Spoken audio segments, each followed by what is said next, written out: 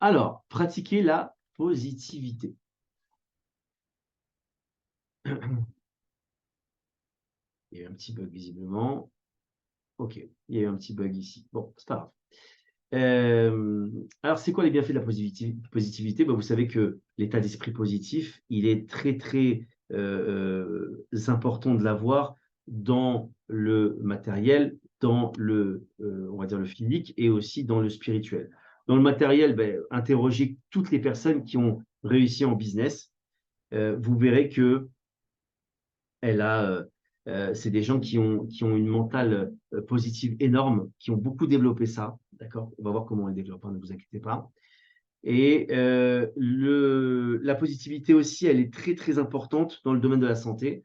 Il y a clairement je ne sais pas combien d'études qui ont été faites sur le fait que quand un malade il est positif au niveau de sa mentale, il est positivité au niveau de sa mentale, eh bien la guérison vient d'elle-même, s'installe, est plus simple, plus facile d'accès, plus rapide, etc., etc. D'accord?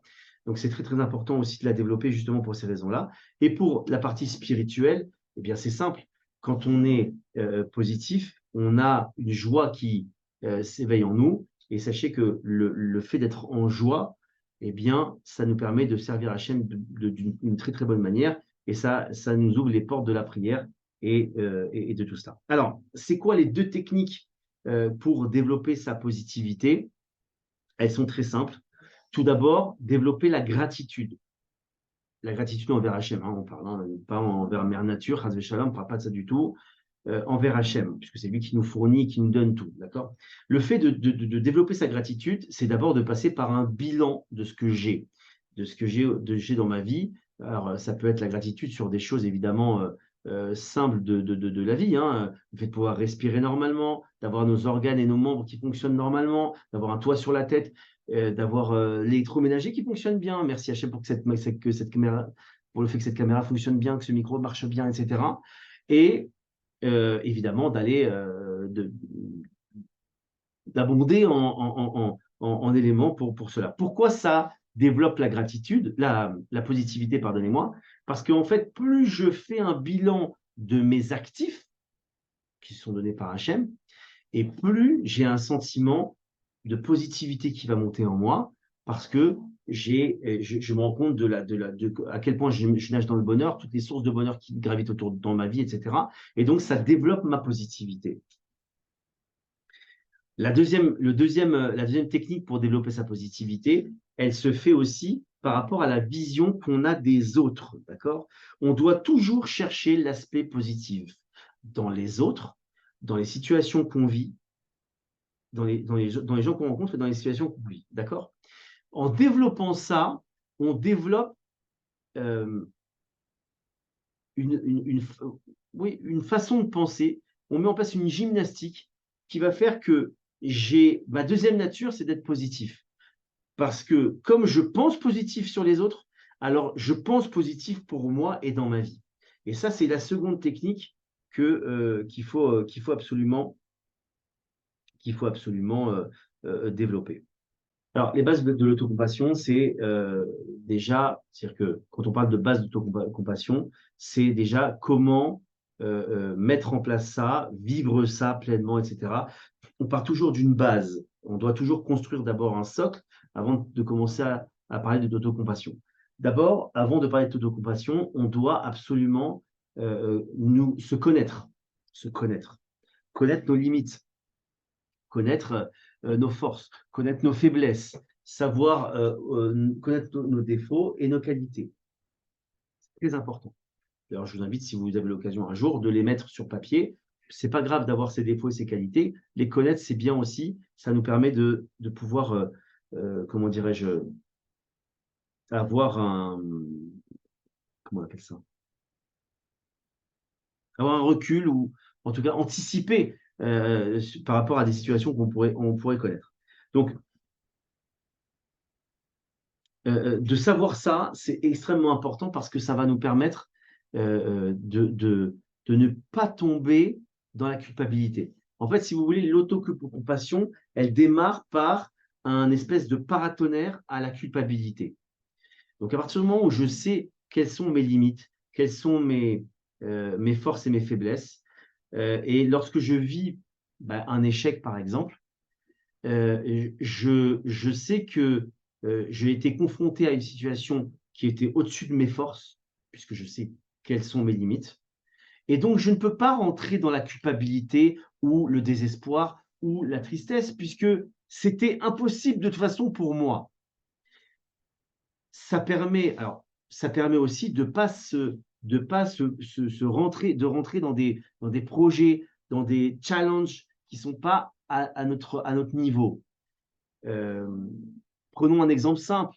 Un enfant qui tenterait de soulever un rocher de 2 tonnes, qui n'y arrive pas, il n'y a pas de quoi rentrer dans une culpabilité ou une tristesse ou un mal-être par rapport à ça, parce que à partir de s'il a fait le travail dont on parle, c'est-à-dire de connaître ses limites, de comprendre que c'est un enfant qui a 5 ans et qui n'a pas les forces de soulever un rocher de 2 tonnes, même s'il n'y arrive pas, il ne pourra pas rentrer dans ce principe de culpabilité. Encore une fois, je parle de culpabilité parce que tout simplement, c'est l'ennemi de la compassion, la culpabilité. D'accord? Donc, à partir du moment où je contre la culpabilité, alors j'ai déjà mis un pied dans la compassion, dans l'autocompassion. Alors, l'autocompassion aussi, c'est d'avoir une perception nouvelle, différente de l'échec. L'échec, il peut se vivre de la manière dont on connaît tous. On déprime, on n'est pas content, on a envie de tout abandonner, on a envie de tout arrêter, on en a marre. Pourquoi et pourquoi et pourquoi? D'accord, on connaît tout ça. Je ne vais pas rentrer là-dedans. Maintenant, moi, ce qui m'intéresse, c'est pas cet aspect-là. C'est d'avoir une nouvelle vision de l'échec. L'échec, première nouvelle vision de l'échec, par exemple, c'est déjà que sachez qu'à chaque fois que vous avez un empêchement dans la vie, que ce soit une physique ou pardonnez-moi, dans le domaine professionnel ou personnel, d'accord, c'est que c'était un mauvais chemin que vous alliez prendre et que Hachem vous a empêché de le prendre. Il faut absolument, absolument se le mettre dans la tête. Il n'y a pas de chance, il n'y a pas de j'en veux à un tel, il n'y a pas de je m'en veux, il n'y a pas de j'en veux au hasard, il n'y a pas de j'en veux au concurrent ou X ou Y.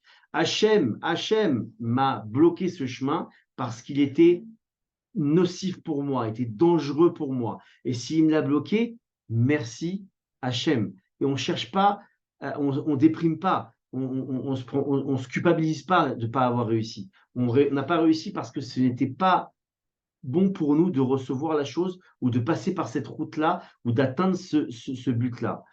N'oubliez jamais une chose, tous les objectifs qu'on met dans notre vie, et j'ai bien dit presque, allez, tous sauf, on va dire, ceux qu'on la Torah définit.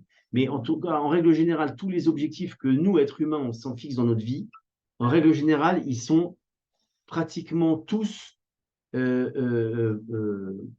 générés par de l'orgueil, par des recherches de X ou Y, mais ça n'a jamais une base saine. Saine, je l'entends, hein. Je ne parle pas de religion, mais je parle de saine. Ça veut dire que c'est jamais une base où il n'y a pas d'intérêt derrière ça, etc. Et donc, sachez que les objectifs qu'on a, en règle générale, ils ne sont pas voulus, ou pas autant voulus par Hachem que ce que nous, on veut. D'accord? Bon, je passe. La deuxième chose, deuxième perception de l'échec qu'on doit avoir, qui doit être autre, c'est que l'échec, c'est un apprentissage. Comment on voit ça? C'est très simple. Quand un enfant, il marche et qu'il tombe, sa chute, c'est pas un échec. C'est un nouvel apprentissage pour savoir que cette façon-là de marcher ne fonctionne pas et ne m'amènera pas à marcher sur mes 2 pieds. Par contre, elle va me permettre d'éliminer une technique de marche qui n'est pas bonne pour moi et d'en utiliser une autre. Et ça, donc, c'est quelque chose, c'est un bon apprentissage. Même chose, un enfant qui se brûle ou une personne qui se brûle en touchant, c'est plus un enfant qui a cette inconscience-là, qui va toucher un fer à repasser ou autre chose qui est brûlant, je peux vous garantir que ce sera un apprentissage pour toute la vie, que le fer à repasser brûle et que pour éviter de se brûler, plus jamais il touchera le fer à repasser. Donc on voit de là, encore une fois, que c'est aussi un échec, si j'ose dire, une chose difficile, on va dire, qui nous est arrivée, et que pourtant, elle a un aspect positif.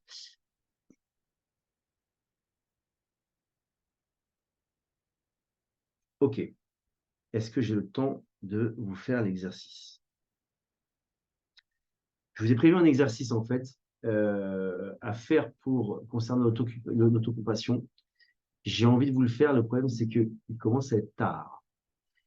Est-ce que je vais peut-être vous l'envoyer en audio?